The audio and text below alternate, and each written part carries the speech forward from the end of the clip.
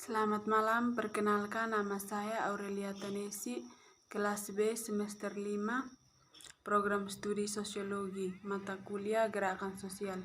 Di sini saya akan membahas materi tentang pengantar sosial gerakan anarkisme sebagai contoh unik. Studi tentang gerakan anarkis, terutama Mario Diani pada tahun 1992,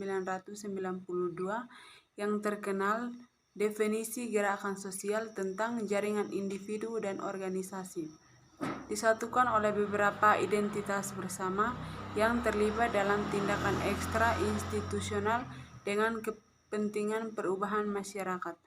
Definisi ini digunakan sebagai tempat awal untuk memahami bagaimana gerakan anarkis mirip dan berbeda dari gerakan lain dalam hal kepemimpinan dan otonomi.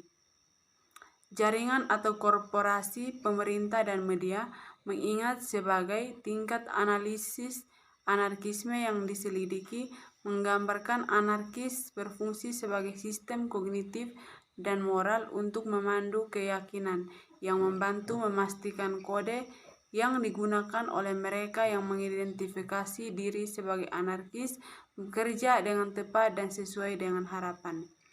Tentu saja ada banyak subvarian ideologis yang mungkin memiliki untayan yang sama kesepakatan, tetapi juga bervariasi secara signifikan.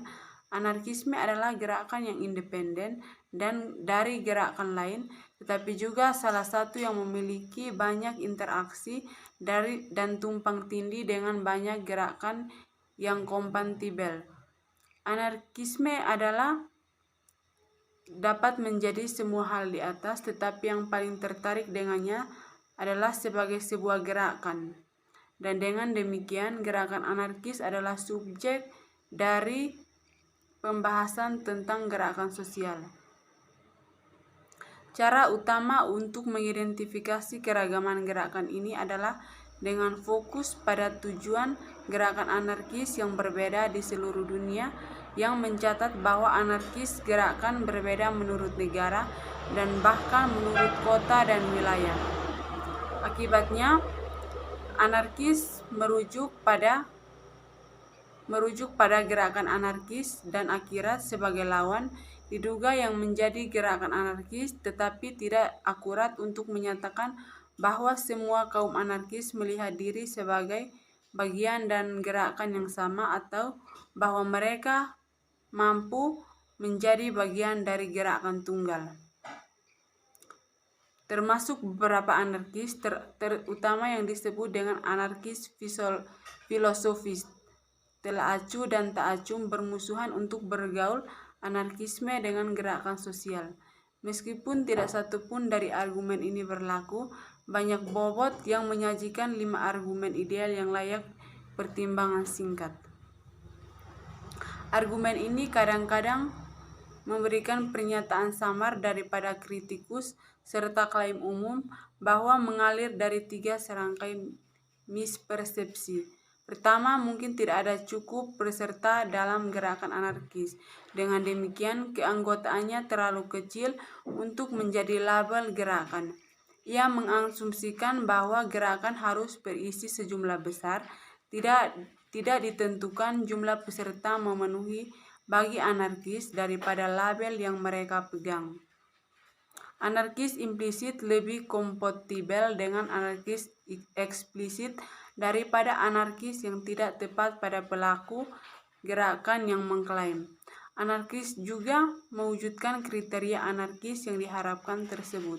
Mereka tidak mengutamakan nilai-nilai anarkis atau mungkin menekankan hak-hak sipil atau akses, bukannya pembebasan. Mereka memiliki struktur anarkis, memiliki komite pengarah, staf yang dibayar secara nominal dan pengambilan keputusan, atau bertindak sebagai anarkis atau menandatangani petisi rapat umum yang dipimpin oleh pembicara terkenal atau mengadakan kampanye lobi telepon untuk terpilihnya suatu politisi.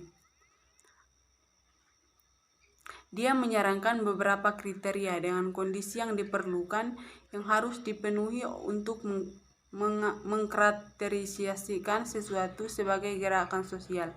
Fenomena yang memiliki beberapa tetapi kekurangan kriteria lain harus lebih tepat menggunakan label lain seperti politik, partai, massa, aktivis, pembuatan kebijakan dan kebijakan lainnya yang mendemonstrasikan bahwa anarkisme memenuhi setiap aspek definisi Diani yang pada tahun 1992 sehingga menunjukkan alasan yang memuaskan untuk mengidentifikasi anarkisme sebagai pergerakan pertama, dan gerakan adalah formasi yang disengaja terdiri dari individu yang mengakui bahwa mereka adalah bagian dari suatu gerakan.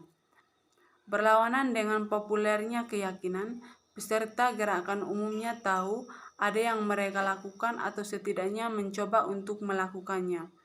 Dan bahkan spontan, banyak yang berhasil gerakan melibatkan sering dan membutuhkan banyak perencanaan. Tetapi orang banyak tidak banyak menabrak orang lain di jalan dan perlawanan yang tidak reflektif. Seperti dalam pemberontakan tertentu tidak berdiri sendiri sebagai suatu gerakan. Jadi, anarkis dengan sengaja membuat gerakan itu akan selalu membuat sebuah organisasi dengan kata anarkis. Dalam hal ini misalnya anarkis melawan tembok dan perlawanan anarkis yang terjadi di Jakarta.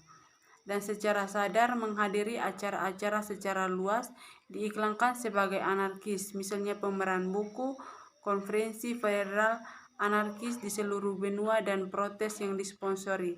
Tampaknya ada yang disengaja dan tindakan anarkis tersebut.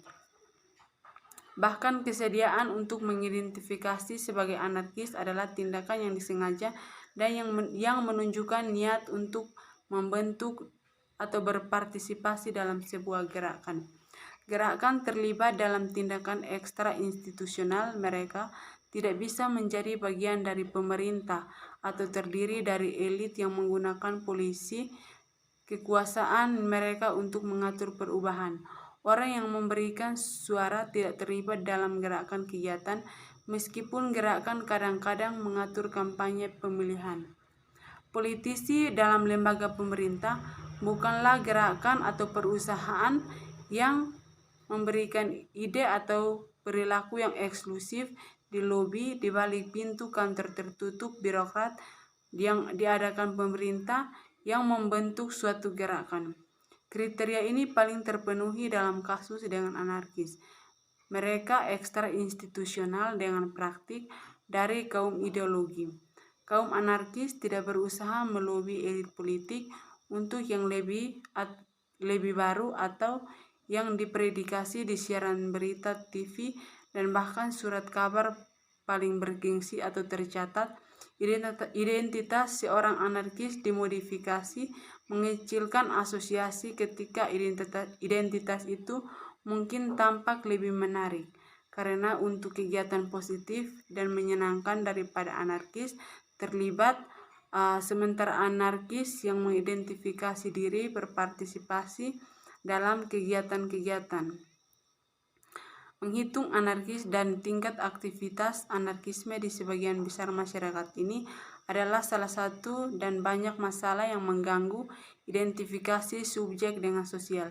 Penelitian gerakan yang memiliki konsekuensi yang tidak dapat dihindari dan tidak dapat diragukan lagi. Ada banyak yang mengidentifikasi sebagai anarkis, tetapi tidak berpartisipasi secara aktif dalam gerakan anarkis, walaupun mungkin mereka berpartisipasi dalam gerakan non-anarkis.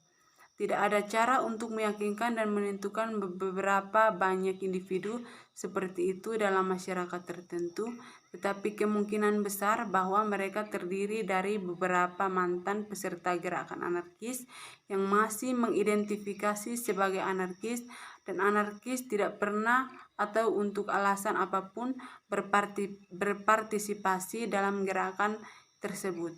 Terkadang kurangnya partisipasi aktif mereka memberikan ketidaktertarikan dalam politik atau isolasi geografis, sedangkan untuk yang lain karena tuntutan waktu dan tanggung jawab dan preferensi yang bersaing, sementara populasi ini merupakan indikator penting dari keadaan anarkisme. Orang-orang yang biasanya berada di luar batas yang memberikan dan menunjukkan kepada individu lain tentang potensi untuk membawa anarki sosial politik, ide-ide dalam pengaturan non-anarkis. Populasi kedua individu anarkis bahkan lebih menantang untuk menafsirkan orang-orang yang mengidentifikasikan sebagai anarkis, tapi mereka atau orang lain dapat menafsirkan keyakinan dan tindakan mereka sebagai hal yang kompatibel dengan anarkisme. Dengan kata lain, rakyat anarkis atau secara implisit anarkis dijelaskan untuk menolak label anarkis secara sadar atau tidak. Banyak contoh individu seperti yang dapat ditemukan sama seperti organisasi anarkis yang umum dalam gerakan progresif. Sekian dan terima kasih.